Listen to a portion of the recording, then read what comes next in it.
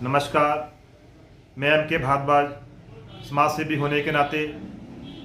मैं पिछले 2 माह से देख रहा हूं कि हमारे हिमाचल प्रदेश में जो बड़े सीमेंट के कारखाने हैं वो बंद चल रहे हैं, जिस कारण हमारे यहाँ पे जो इन कारखानों से जो जुड़े हुए व्यक्ति हैं वो बेरोजगार हो चुके हैं। ये जो हमारे कारखाने हैं, हमारे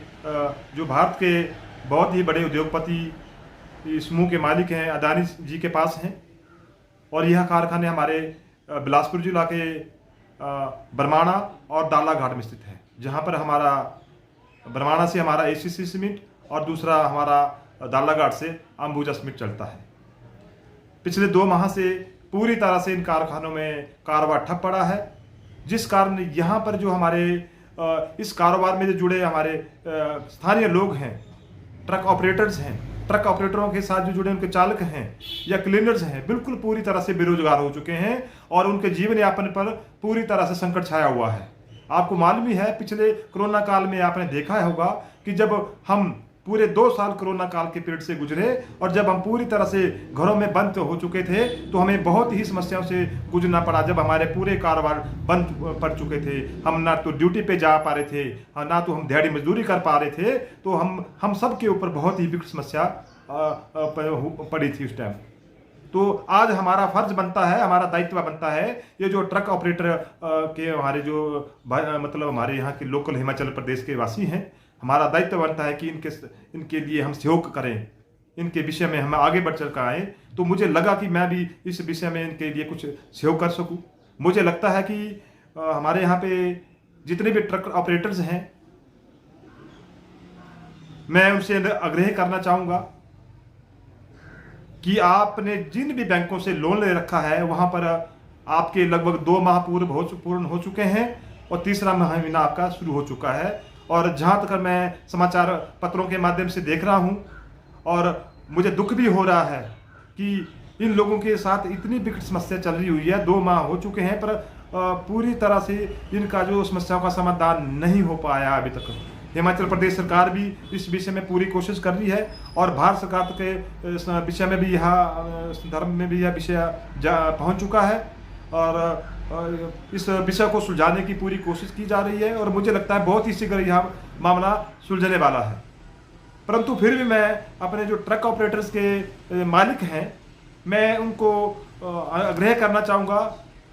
वैसे तो हो सकता है कि आपने पहले ही इस कार्य को कर दिया होगा, फिर भी मेरा दायित्व बनता है एक समाज सेवी होने के नाते कि मैं अपनी इस बात को आप तक पहुँचाऊँ। मेरा आप सभी से एक आग्रह रहेगा कि जिस भी बैंक से आपने लोन ले रखा है, चाहे वो हिमाचल प्रदेश का ग्रामीण बैंक है या हमारा नेशनलाइजेशन के कोई भी अन्य बैंक है, चाहे पीएनबी, एसबीआई, अन्य कोई बैंक है, जहां पे आपकी जो प्रत्येक माह की जो आपकी एक इंस्टॉलमेंट जाती है जो कि रुकी पड़ी हुई है, आप उसको दे नहीं पा रहे हैं पिछले 2 महीनों से, तो मैं आपको इतना ही आग्रह करना चाहूँगा कि आप रिटर्न में अपने कंसर्न बैंक में एक एप्लीकेशन दे दें कि इस कारण हमारा यहाँ पे कारोबार ठप चला हुआ है और हमारे जो ना तो हमारे इस टाइम रोज़मर्रा का जो कार्य है या हमारी जो पेमेंट्स आती है, इस तरह से कुछ भी हमारी इनकम नहीं हो पा रही है। तो आप एक रिटर्न में अपने कंसर्न बैंक में एप्लीकेशन दे दें। उससे क्या होगा कि आपका क्यों ऐसा होता है कि 3 माह बाद बैंक जो है आपके अकाउंट को, जब आपका कंटिन्यू 3 इंस्टॉलमेंट नहीं जाती है तो बैंक आपके अकाउंट को एनपीए में डाल देता है और आपको रिटर्न में नोटिस भेजता है। और होता क्या है कि हम लोग इस बात से अनभिज्ञ होते हैं कि जैसे हमें बैंक नोट्स भेजता है और हम उसका कोई रिटर्न में कोई जवाब नहीं देते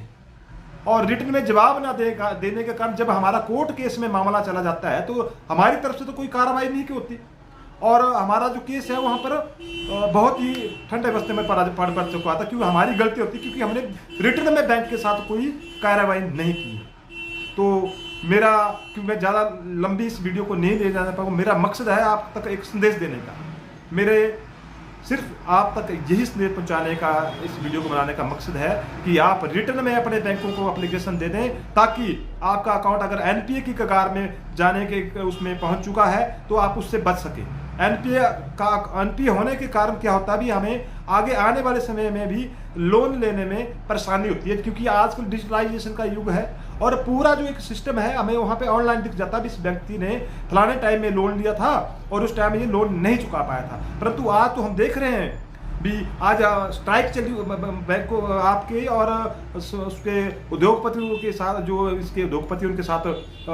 बंद के कारण अभी ये व्यवस्था चली हुई है। पर आने वाले समय में 10 साल बाद क्या होगा, ये आपके जहन में ये चीज़ नहीं होगी, आप भूल जाएंगे मेरा अकाउंट क्यों एनपी हुआ था, और आपको उस कारण उस समय आपको लोन नहीं मिल पाएगा। तो मैं आपको केवल और केवल इतना ही कहूँगा कि आप रिटर्न में अपने बैंकों को एप्लीकेशन दे दें और अपनी व्यवस्था उनको बता दें कि कारखाना पूरी तरह से बंद है और हम इतने माह तक, जब तक कारखाना शुरू नहीं हो पाता और हमें पेमेंट्स नहीं मिल पाती, हम बैंक की इंस्टॉलमेंट नहीं दे पाएंगे। आप रिटर्न में अपना बचाव कर लें। और दूसरा, हमारा जो हिमाचल प्रदेश का स्टेट एक्साइज डिपार्टमेंट है, वहां पर आप एक रिटर्न में एप्लीकेशन दे दें, क्योंकि मुझे लगता है कि आप हर माह टैक्स भी भरते होंगे, कि कईयों का जो टाइम पीरियड है टैक्स का या कुछ जैसे हो, जिस तरह भी व्यवस्था होगी आपकी, तो आप वहां पे भी रिटर्न में एप्लीकेशन दे दें, क्योंकि हमारा ये जो है हम टैक्स नहीं भर पाएंगे। और क्योंकि उसमें क्या होगा, अगर आप टैक्स नहीं भर पाएंगे तो आप अपने ट्रकों को रोड पे नहीं चला पाएंगे। तो आने वाले समय में आपको सुविधा रहे और आपको और आपके परिवार को परेशानियों से ना गुजरना पड़े, मैं आपसे बार बार ये कह रहा हूं कि आप रिटर्न में बैंकों को और कंसर्न विभाग को एप्लीकेशन लेटर रिटर्न में दे दें। और खासकर मैं आपको बताना चाहूंगा कि आप